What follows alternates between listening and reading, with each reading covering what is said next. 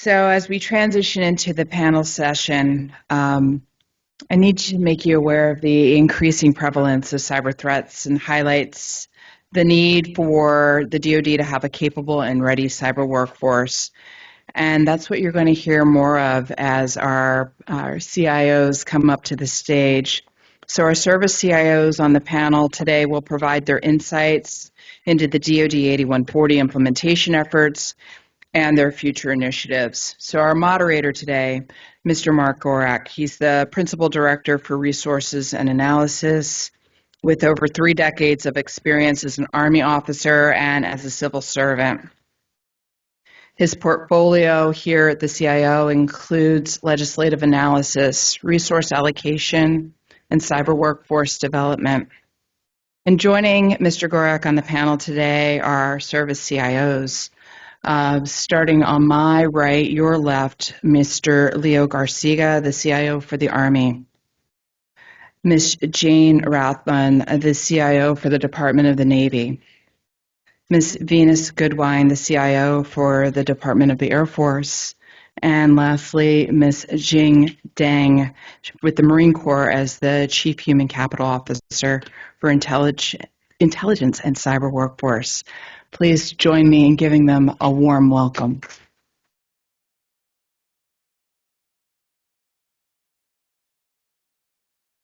Thank you, Star. Thank you, AFCEA. Thank you, NDU, for hosting this event. We couldn't have done it without you. Today, actually, this is a record-setting day. In the history of AFCEA, never before have we had all of the service CIOs together in one place. So,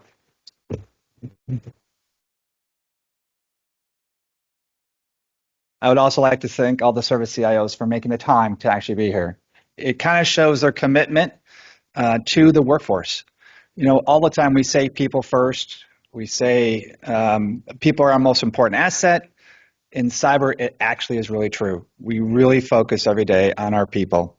And that is what I do for the most of my job, is focus on people and how we in DoD CIO can give the services and components the authorities they need to actually recruit and retain and develop their workforce. So that's the intro I'm going to give. With that, you really want to hear from these people, so let's get into the questions. So first question I have for you is, can you discuss the key benefits the workforce identification and qualification has provided to your respective workforce?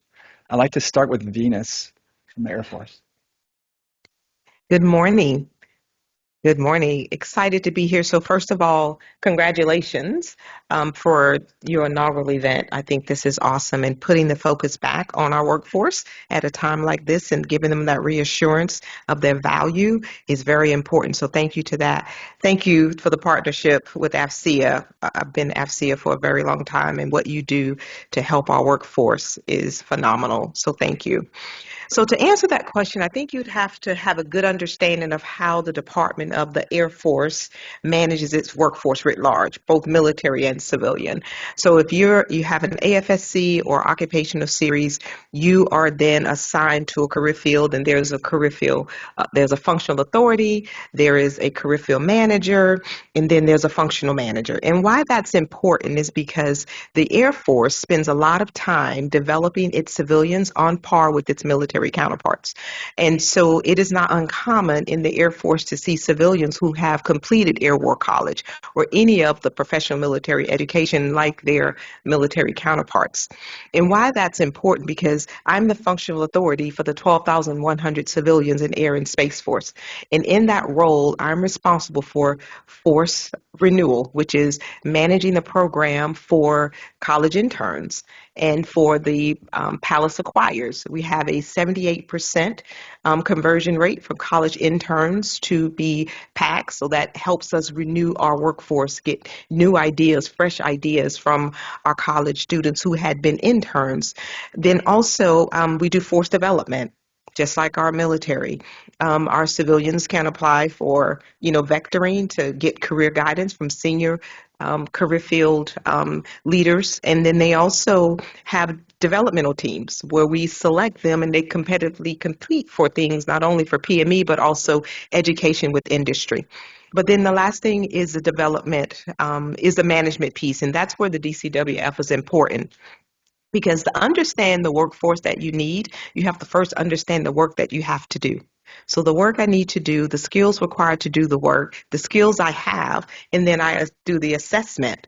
And so the DCWF with the KSATs has allowed us to be very deliberate and prescriptive on the skills that we need because of the work that we need to have done. So we have totally benefited from that, not only from our military side and our civilian side, but also on the contractor side. So it's served as a great way for us to have this uniformity, this standard around our workforce. Because as you know, if I'm a 2210, at one major command, say in PACAF, and you have a different 2210 at Scott Air Force Base, same parenthetical, it's possible they are not doing the same job.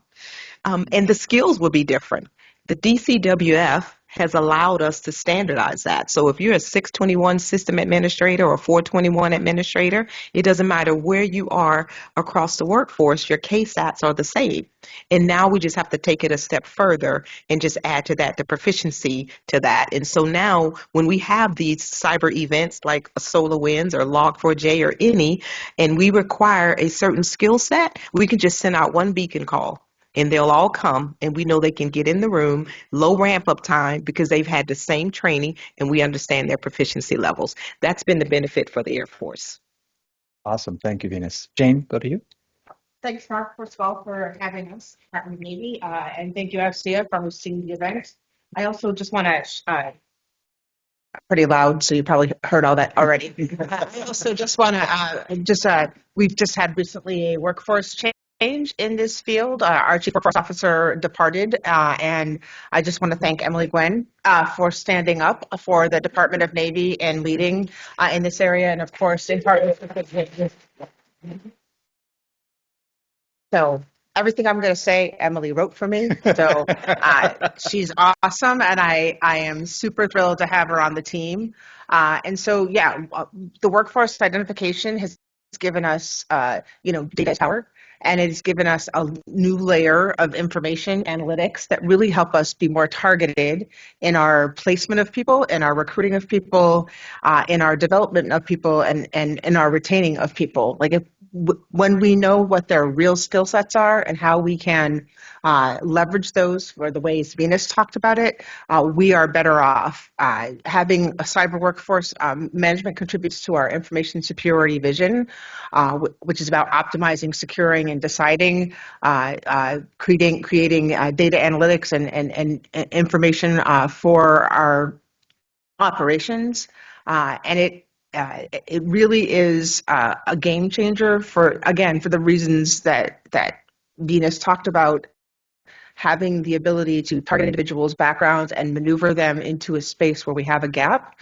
It also lets us utilize recruiting and retention incentives a whole lot better because we can say this person is going to get more money because they have this skill set, and I know they have this skill set because I've got that information in the database. So it is really a game changer for us. All right, thanks, Jane. Jing, we'll go to you next. Hi.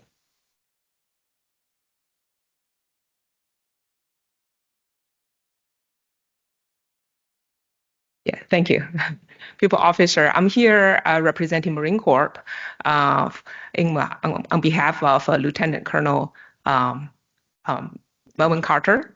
And here, as anyone who knows about him, people is his number one priority. So I'm really privileged to be here and speak on behalf of Marine Corps.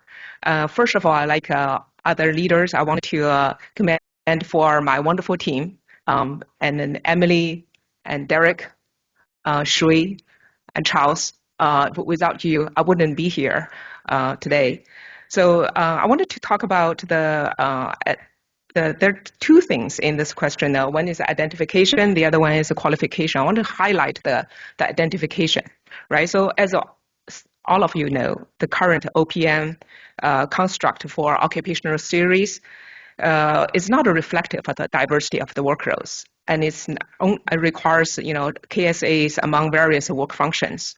So without proper identification, we would be incapable of providing informed analysis of our workforce, either civilian or military.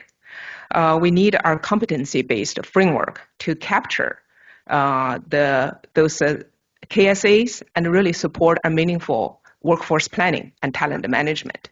So, for example, while the IT occupational series represents our largest segments in our workforce and captures many cyber work roles, it's just not our single occupations, but rather our family of work roles where have widely different skill requirements and career paths. So even if we might have a full coverage in the IT series, but we might still lack of that insight and sufficient information about a specific role.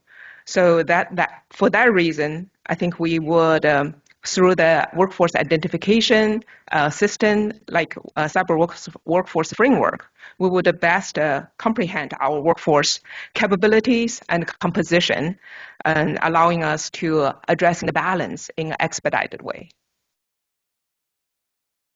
Leo. You guys would have come had lunch with us yesterday. We were all together, so we could have done this whole thing right there.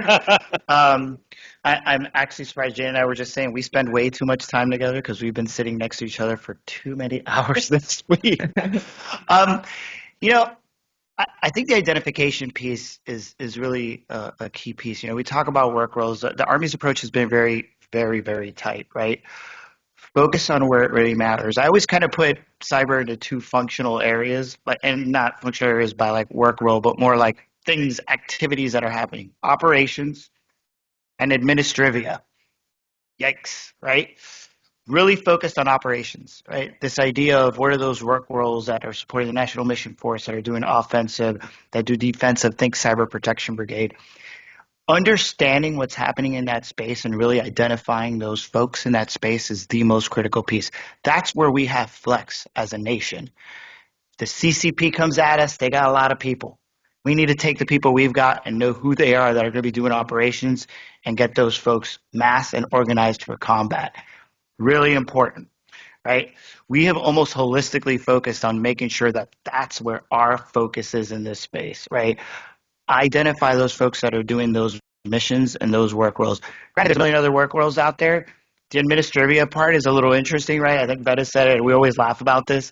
Not all 2210s are created equal, right? And we can talk about kind of getting parity, but they have different missions, right? And they're serving different purposes. Army's got a pretty good kind of approach to this, and has a kind of functional area where we combine stuff and do training. Been trying to work the parity thing for a long time. The good thing that has come out of identifying them has been really interesting to see where we have some challenges, right? Like, why is a deputy fire marshal at Fort Cavasso an ism? Holy cow. Did we mess this up or what? So I think if anything, what on the administrative side of the house, what we were able to find out is like, hey, we've got some folks that probably aren't matched right. We probably need to rethink this a little bit. The other piece too is when it comes to some of the incentive stuff, whether it be TLMS, right, or cyber accepted service, really gave us a better footprint to start from, to really identify like where it makes sense and where it doesn't. We've had some good fits and starts in that space too, which have been interesting to watch from my foxhole over the last couple of years. But I kind of keep stressing to everyone when we talk about work roles and identifying where do we want to focus, right? Focus on the one thing that really, really matters. Operations and really readiness, right? This is kind of that key pivot point for readiness.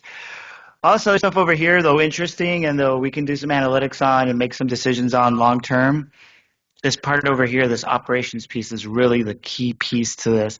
How do we make sure that we get that really locked solid? One, just so we have a good lay of the land, right? We got to have that COP, and want to have the ability to actually invest in our folks that are in that space, right? Make sure we retain the folks in that space and make sure that we can incentivize recruiting for that space. And I know that's very narrow, and we all talk about the greatness and doing this across the entire, like everybody that has a work role.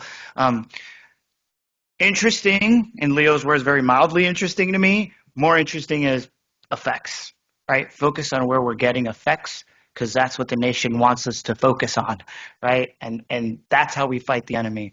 So I think I think continued work in this space is important, right? But that step one has been a really important step, I think, for the Army. And again, to focus on that very important piece, readiness, and how do we have effects. A follow-up, Jane? Yeah, I disagree with you. So nothing that he said is wrong. Having, cyber operators who are highly skilled at the tactical edge not necessarily far away, in the cyberspace, but having those skills, being able to do the hunt missions, doing all those things that are critically important. I 100% agree. But in order to make them optimal, you need a whole team of enablers that we need to make sure that we also train, recruit, keep safe, keep in our workforce. We have all been going through workforce reduction drills in the last, 3 and 4 weeks. My biggest concern has been all of the support to the cyber community that potentially doesn't get the cyber protection. They are cyber workforce, but they're not the cyber operators, and you really cannot function without all those folks. And so I just want to disagree with you just a little bit on that one. We don't always agree, by the way. Venus, you want to say something on that? I don't want to have an argument of the CIOs in front of you. The parents never argue in front of the children. That happens in the closed door, but just really, I wholeheartedly understand where Leo is coming from, but I will tell you an operator needs a capability, so they need the acquisition workforce. Yes, we need to have the CIOs deliver the capability. We need the researchers. So there's the whole enabler role is important. Yes, we have cyber IT, cybersecurity, cyber effects, IA, data, software. Those key work roles that we focus on, those are important. But I want you to take a look at the bottom half of the chart that talks about the enablers, the privacy officer, the lawyers that need to be part of it, the acquisition that needs to be a part of it. Because now we're just not talking DevSecOps, we talk acquisition SecOps. So how do we make sure that we build cybersecurity in, and then we use the actual .mil PF when we deliver capabilities to our warfighters for effects that we've considered all the training that they need to have. I don't just give 16th Air Force a capability until I explain to him that it is doctrinally aligned. Yes, I understand how you're going to organize. Yes, I make sure that they're trained and they need to be recertified on a platform. So while I agree cyber effects is the end of the day, that's the outcome. But when I reverse engineer that back to what needs to happen, it starts with the requirement based on my force design, and then I figure out how I'm actually going to deliver those capabilities. So I think we didn't disagree. I think we just built upon what Leo said. No, Leo, you can't. Focus areas. Don't come back. Focus areas. We love each other. Thank you. All right, so far this panel is going exactly the way I thought it would go. Yeah. So my first 2 years in this job, we did a lot of talking. We did a lot of talking about the problems, the shortage of the workforce, the training of the workforce, how do we measure that, the national shortage, the international shortage, how we're going to fix that. And I felt like every time we came to a conference like this, we did a lot of talking. So I was a little tired of talking and I wanted to start doing. And I asked, what have we been doing for the last 10 years? And people came up with all these things that we've been doing. I said, well, we failed because all of that doing hasn't worked because we're still short. So we decided to create a workforce strategy and, more importantly, a workforce implementation plan with 38 initiatives. So my question to the panel is, given that workforce strategy implementation plan, how has that helped you in recruitment, retention, and development of your workforce? And even more importantly, what has some of the best practices that have resulted from that, and how have you used those to help your workforce? And I'll start with Jing. Okay.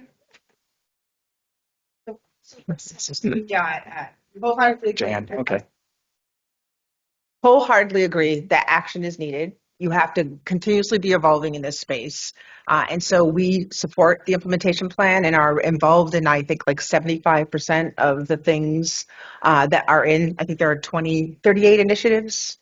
38. 38, yeah. And I think we're involved in like 75% of those. Our teams are, because we believe that we need to shape our workforce and continue to evolve our workforce. And so I would say that one of the biggest benefits to us in being part of this is making sure that the conversation we just had, we're not just talking about the elite cyber operator piece of it, but we're talking about all of the enablers and continuously evolving. I am the IT and cyber functional lead for the Department of Navy. I have vested interest to make sure we have highly skilled people who understand the big picture strategically, all the pieces of cyber, and cyber has many definitions. I mean, Leo gave us a more narrow definition. It can get very broad very quickly. How do you make sure you're accounting for that in the cyber workforce? And so very much want to be action oriented.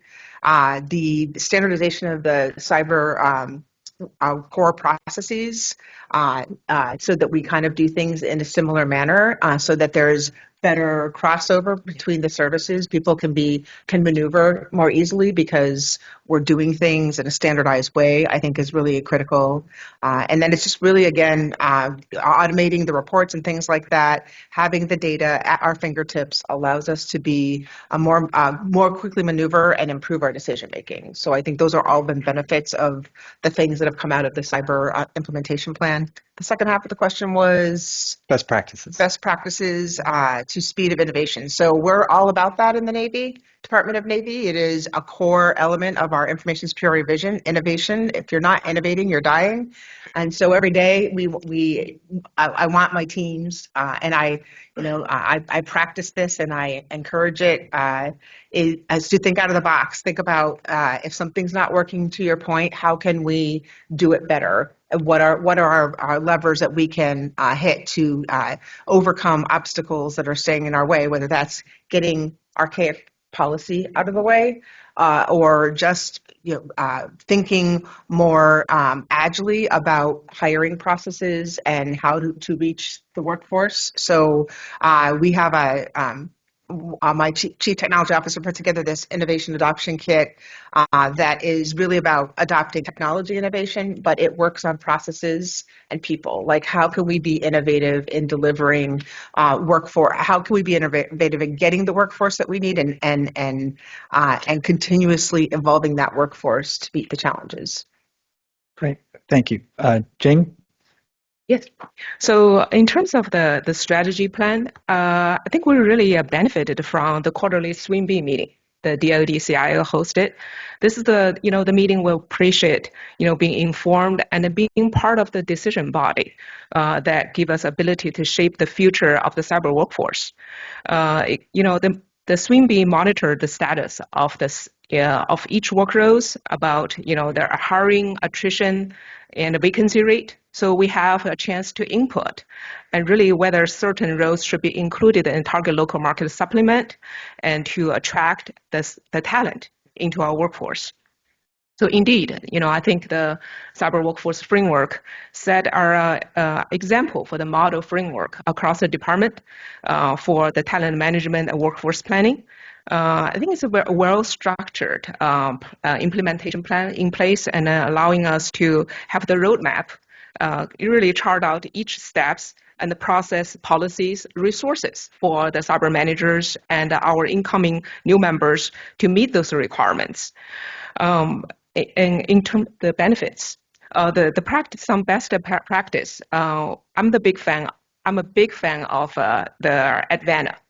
So since 6 years ago, when I was still at OUCIS, I discovered this Advana and this platform, workforce platform, and I really want to encourage my Intel community to utilize this tool. But we don't have as deep pocket as CES. So I'm really glad now on my current role, we're able to use this automated cyber workforce health report and really tracking the status, the health of our workforce. Really appreciate the collaboration with the Advana development team, which give me immense help on enhancing the precision and the utility of our data, really capturing, identifying where the gap is. And lastly, I would say the Director Hiring Authority, especially DoD Director Hiring Authority. It's one of the most powerful, robust hiring authorities that as an HR professional I've seen in the past 20 years. it really enabling the hiring manager to have a by name appointing authority for the exact talent you pinpoint, you find in those non-traditional avenue in the pool.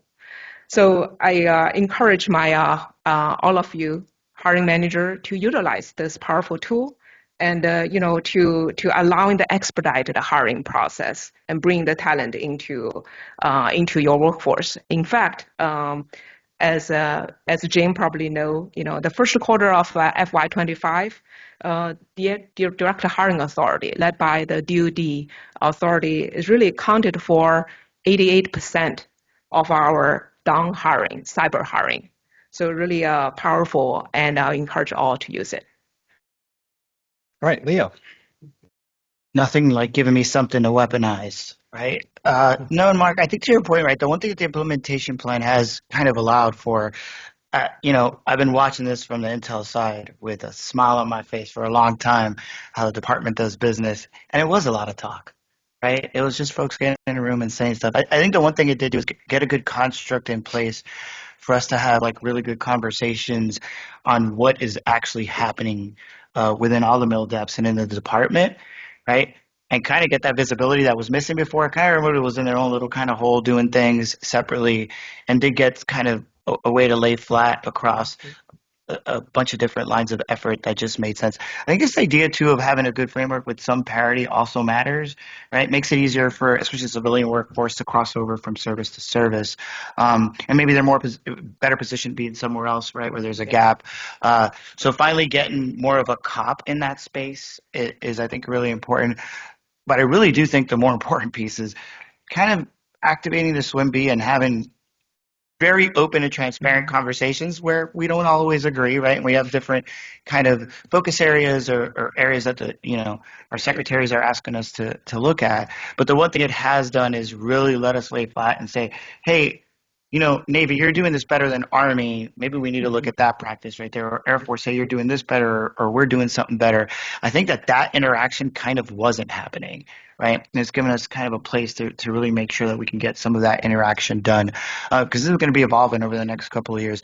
I do think also, and I say weaponizing, I love implementation plans from the department because I will go weaponize them against our HR folks and say, I told you we could do this. But the other part is kind of actually bring to the forefront that, hey, most of the stuff, we've already had these levers. There's nothing new here, right? But we haven't had any kind of guiding light, to a certain extent in implementation across the department that really we could weaponize. So I think that's one of the things that has been really good, is those two things. This idea of kind of governance, OSD's job, and oversight, and kind of, set at least some North Star for our point that we can use to kind of get moving inside the services. So we do appreciate it. I think it's kind of one of the pluses. And I'm a person who says that, what do I always say? Strategies are for bookshelves. I only care about implementation plans. So I'm glad we got one of those because those matter.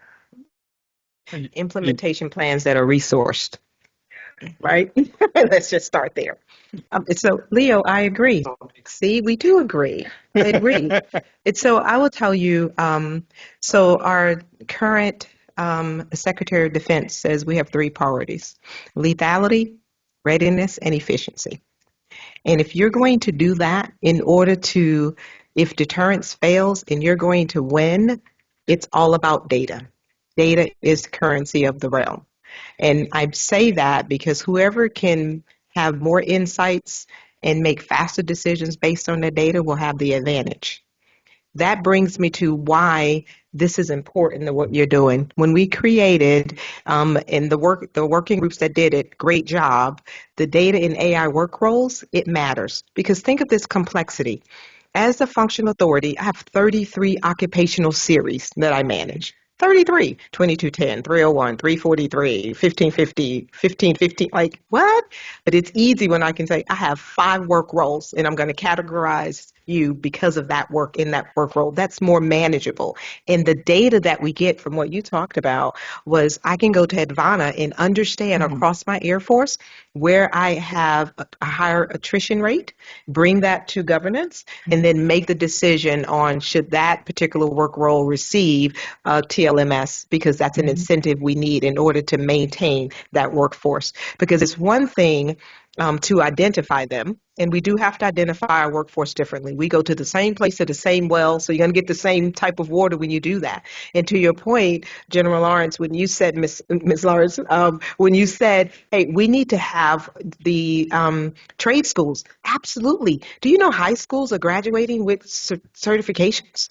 And so in my functional role, we were able to partner with Prince William County so that because they have 2 schools that actually graduate students that have certifications, and I want to recruit them now. They don't need to go to college. Now I need to bring them in so they can have internships, so they can get skills. And so we think about recruitment, retention, and development. Let's start with the identify piece. And I just want to give a shout out real quick to Brent Parmeter. You're the best thing that the government did when they hired you into this role, because our first conversation when I met him and understood what he was talking about from a supply and demand and how we can actually control that from a workforce perspective, that's brilliant. And industry does it that way. And we know that we want to do things on par with our industry counterparts. And then shout out to you, Mark, as well, because you have been carrying this torch. But we cannot identify by going to the same places to recruit. I want to go to the high schools. I want to go to the trade schools. I still want college graduates. There's a place and a need for that because we're talking about leadership positions. The other thing is when, the Air Force just reestablished our warrant officers on the military side. And when we started that, the goal was street to seat. And we take that from the Army. Thank you, Army. I say thank you for that because I gave you a grandchild in the Space Force. And so, so we're now equal. So, but thank you to the Army because this whole street to seat concept is we thought that, hey, we can go out to industry and recapitalize some of the airmen and airmen at this point, and even guardians that have left the service but took our investment with them, that they want to come back as warrant officers, so went street to seat. Then we also thought that we would find highly skilled individuals that want to be warrant officers that would like to come back as well. We ran into a little snare because there was a law in the books that said the Air Force couldn't do that because you have to have 12 months of service, so we're past that hump. But the reason I bring that up is because now for our warrant officers, we just issued our personnel message. The next recruitment activity is from street to seat. And so we partnered with Brent and the CTMO office to help us find the candidates that want to be warrant officers. So it's not just about the civilians. We use it on our military side as well. And so that's been extremely beneficial. And that brings me to my third point about partnerships. The other thing that makes us successful in how we benefit from the implementation plan is because you've asked us to work with industry on internships.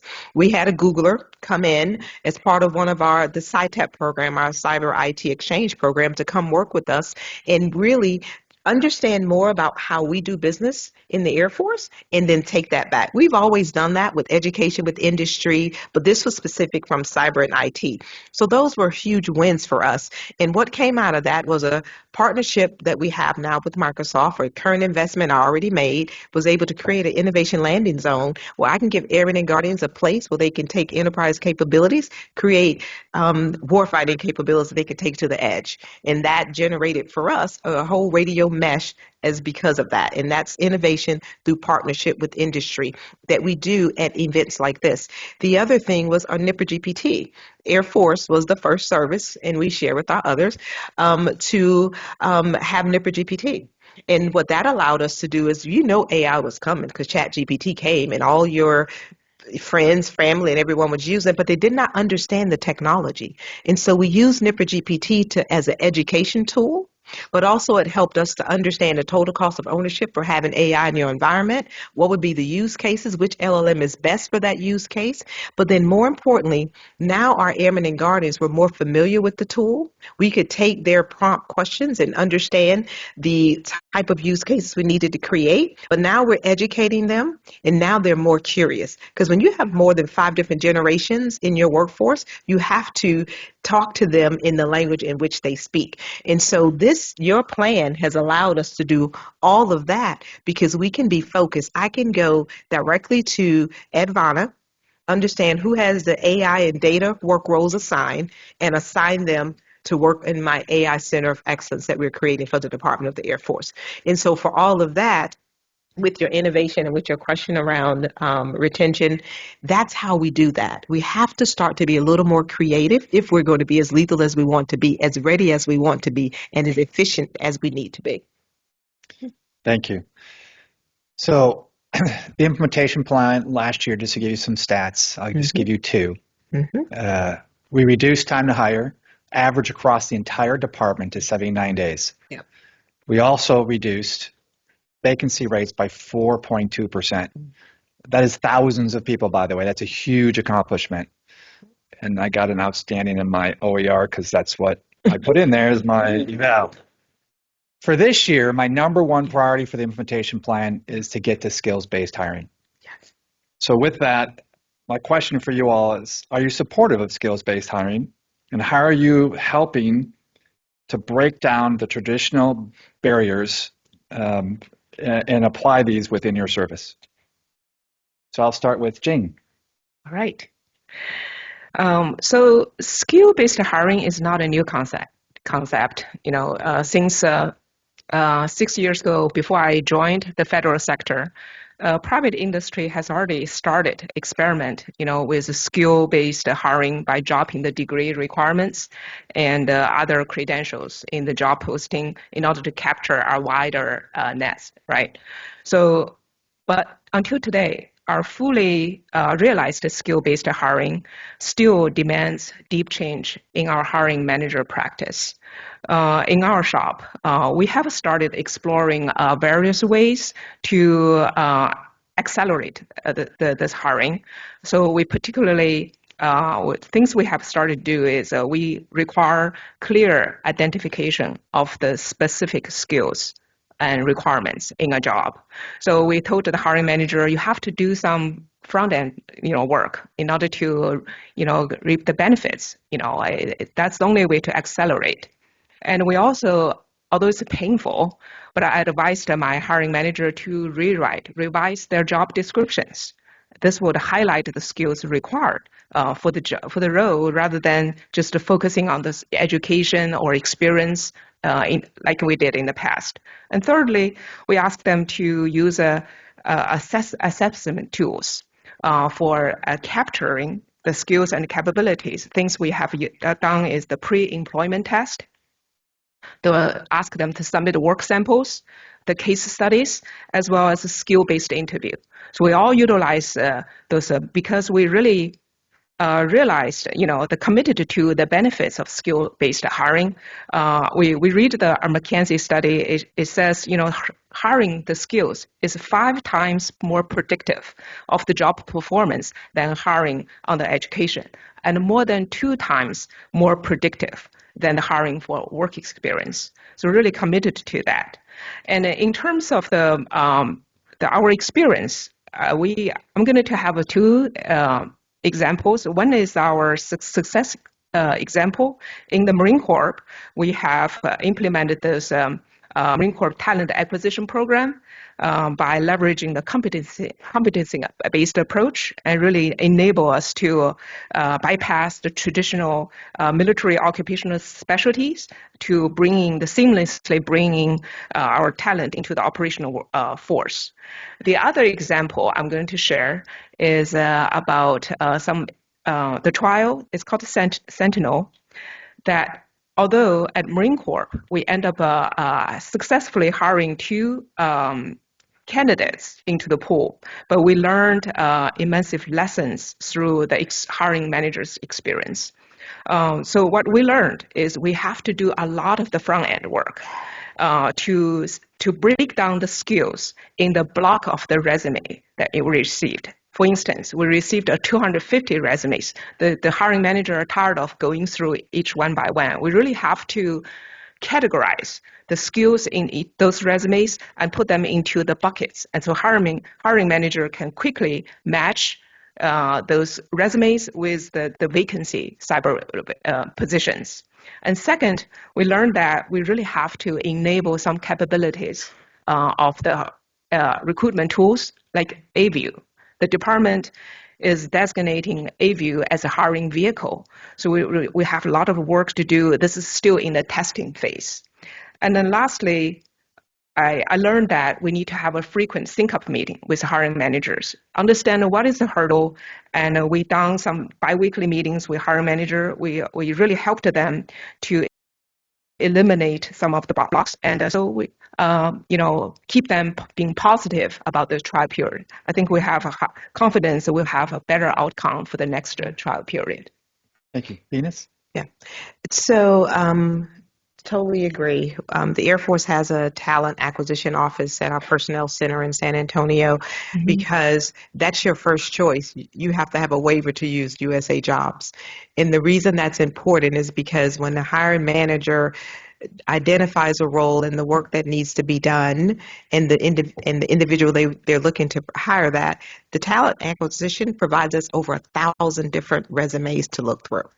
That's more than people don't want to go to USA Jobs because it's cumbersome, it's hard to understand, you don't know if your stuff got submitted or not, and it's really not the best way to go. The other thing about talent management, our talent acquisition, is it opens up also different avenues, Monster Job, Monster, was it monsterjob.com? I haven't had to look for a job in a while. I will soon, though, if you've seen. I will be looking for a job soon, so I better get it. But it opens up different avenues than just USA Jobs. And really, we're trying to how does industry hire so fast? How do you hire someone in 31 days, and when they get there, they have a computer and they can start work? So we're trying to figure out, is skills-based hiring a way that I can have individuals day one ready? And so how do you do that? When you walk into a room and you're going for a sysadmin job, and I just give you a computer and say, here you go, configure this router. And based on how many catch the flags, if they get 3, maybe they're entry. And if they catch 6 of the flags, then they're intermediate. And they catch all the flags, they're advanced. Just imagine the benefit of knowing actually what someone can do besides what's on their resume. Because you've seen, like me, the resumes, right? And you've seen names. Someone that has a CISSP, a Sec Plus, a A Plus, a Net Plus. They got Safe Agile. It's like, oh my gosh, alphabet soup. But I don't know what that person can actually do. So skills-based hiring, to me, is the way that we get after that initially.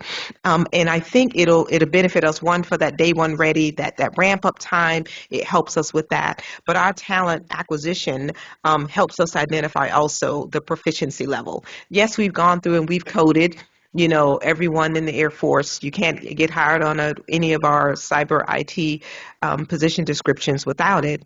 But also that proficiency level is what's next. On our military side, it was always easy because you're a 1 level, 3 level, 5 level, a 9 level. That was easy to understand proficiency because they were very prescriptive in how you earn that next skill level. We need to take that, on our civilian side. I could look at the occupational standard and say, well, yes, you're a GS-14, so you're a factor 1-8.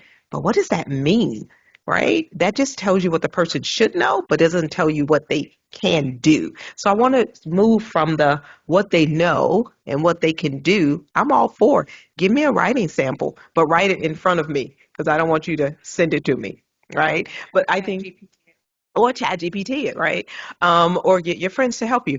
So, but all of that, I think, to your point, just really the sum is just, yes, I am all for skills based because the type of work that we're requiring, because it's cognitive, but it's performative as well. And so we want to understand on day one how an individual will perform. And I think it'll increase our ramp up time. It will decrease our ramp up time and have them work faster. Jing? Yeah, I agree with everything that's been said. I'm just gonna. 80 days is way too freaking long. Like somebody young who doesn't have a job cannot wait 80 days to come into work. And so I think we have to rethink our entire hiring process. A hiring manager, to have the time to manage hiring, in addition to probably you're also the manager of your branch or whatever that's doing the work. They don't have the time to do what we just talked about doing, assessing skills. And we rely on our HR folks who are wonderful people, but kind of disconnected to the work. And so maybe rethinking how we organize our hiring managers to be experts in the functional areas that we're working in, having good talent management systems, having good ways to assess skills. I was kind of whispering to Leo, it's kind of like going back to the civil service tests that people used to have to take to get jobs before in the days where not a lot of people went to college, right? So there is some of that we need to rethink, but in an automated, digital way. And then we should be talking to our industry partners about how they've licked this and how they've gotten to be so fast. You asked if I believe in skills-based hiring. Absolutely. I don't. Some of the most brilliant people I know don't have college degrees. I mean, look at some of our digital billionaires. Michael Dell dropped out of school to build computers because that was where he needed to be. And so I don't think that an education necessarily, a formal education is necessarily what we need in every case. There are obviously going to be reasons why we want PhDs in certain jobs, but I do want to know what the person's capable of doing. I also want to spend time interviewing them to get a feel for who they are, like as people, as how they want to work, as are they a fit for the organization. All of those things I think are important, and whether you have a piece of paper or not should not matter. Also, our pay structure. We're working on this with the cyber workforce, but our pay structure of the GS pay scale in particular is not useful because it's completely pretty much education based. That you become a 7, 9, 11 based on the amount of education you have and the number of work years you have. We're going to have to rethink that. That is reform that I think is long overdue. I'm kind of on a soapbox right now, but long overdue in all of government, that this GS scale has served its purpose, needs to move on.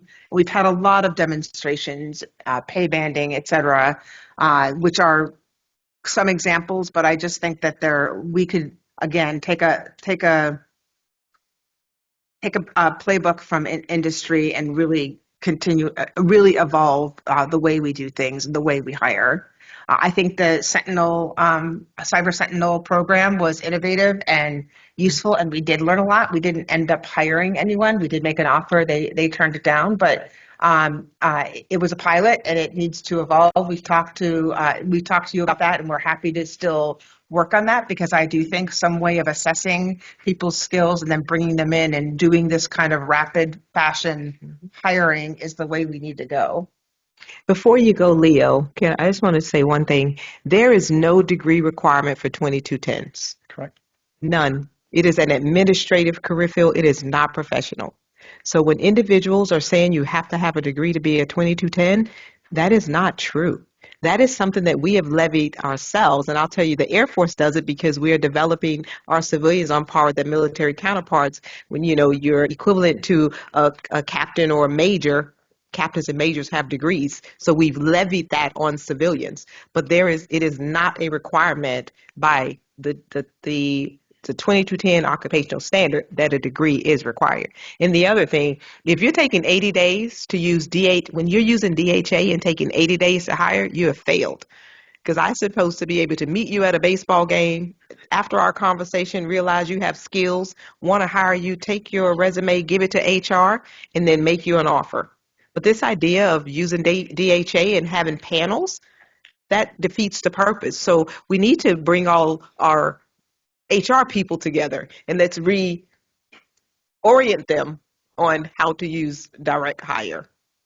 It's all right. Can't believe this. Sorry. We're almost out of time, but the last word is going to go to Leo. Yay. Don't say something we're going to disagree with. The contrarian in the group.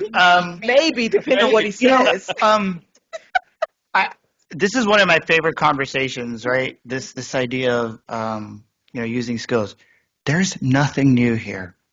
So Jane knows I came from NAVC, spent a lot of time at the shipyard. We know how to do this, right? We do this all the time.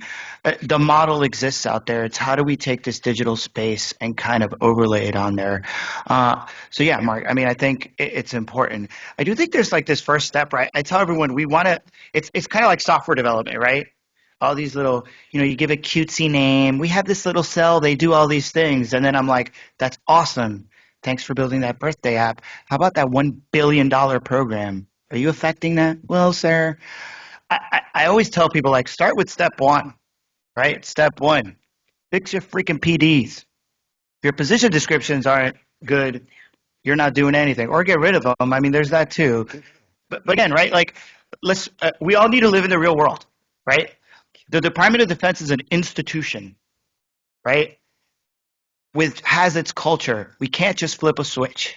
When we flip a switch, we do QT programs that only last as long as the personality who's driving it. That's real. So I always go back to, what things do we need to do to lay the foundations to go where we need to go, right? Hiring managers, right? Maybe rethink. I think you're right. I say this all the time, inside the Army, why don't we have people who've been hands on keyboard sitting inside with our classifiers? It's a great question, right? I've been trying to do that for 2 years now. But we got to start with the basics, because institutionally, we're not just going to flip a switch. That's just not a real thing, right? But start laying that foundation. I think a good example is, if the HR folks are still saying you need a college degree to be a 2010, let's blow that up immediately, right? I actually haven't seen that problem, believe it or not. We've been able to fix that. But a lot of that is you got to train the folks who are doing the mission, right? But the hiring manager piece is so important, right? I think that's where we almost exclusively fall on our face, right? Folks who say they're 2210s, and I use that term real loosely, right? Who've got about this much experience hands on keyboard and are paper tigers. Those are facts, right? I've talked to the folks, right? Probably not the right folks to be hiring the next generation of folks in this space. So we are our own worst enemy, right? So this is where you get, one of the things we've been talking about is like, I want to hire someone from cloud. Maybe I should get that HQE that I hired on who's got 0 degree but has more hands-on experience than anybody I know in the Army. Maybe he should be helping figure this out and vet some of these folks, right? I think this is really rethinking that piece right there. But I'm always on step 1. Like, hey, get the administrative part right, because whether we like it or not, we got to deal with that, right? That's not going to change overnight. And the next piece is make sure you got those hiring managers really focus on the skills piece more than anything else. I've told my folks, and I've been very public about this, right, which is why I hated 8570 or whatever that was. That was just a made-up way to gauge people's skill, which didn't gauge anything, right? My big thing is, like, do they have real work experience? If you're a cyber person, I should be able to ask you, right? These are interview question things too. Ask the right questions, right? You're looking at a system. This is my favorite one for SCAs. You're looking at a system. Here's our cyber terrain. What are you going to look at? If they tell me they want to see a systems configuration management plan, thanks, but I don't need you.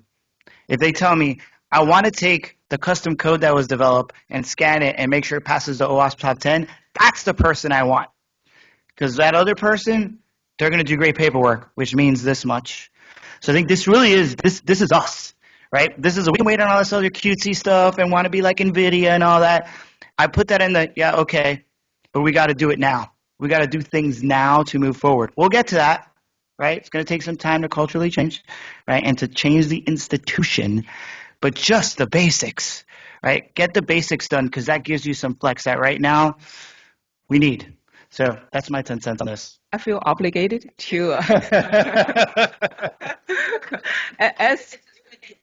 yes, is the only HR member on the panel. I have to speak a few for my HR colleagues, because especially on my current role, half of my role in HR, half dealing with CIO technology. Oftentimes, I felt if I can only deal with the technical piece, my job would be wonderful, perfect. So in my own experience, I think the HR folks oftentimes is to help you, sort of on the defense line. In case you have some hiring decisions that you have to appeal your hiring decision. Everything they do is help you to get through that and have a winning case. And then, in fact, I from my personal experience, the why we have in the Department of Navy, why we have successfully implemented in the year 2 is because we have treated the HR as our best friend. We get through the administrative part, the most complex part. When I look at all the requirements, it's all HR requirements. So I told Alfredo, Derek, Alfredo is still working for me at that time, be the treat HR, take them, take them for breakfast, lunch, and just do everything. So this is all we need. So over. Yeah. Last word. All right, please thank our distinguished panel.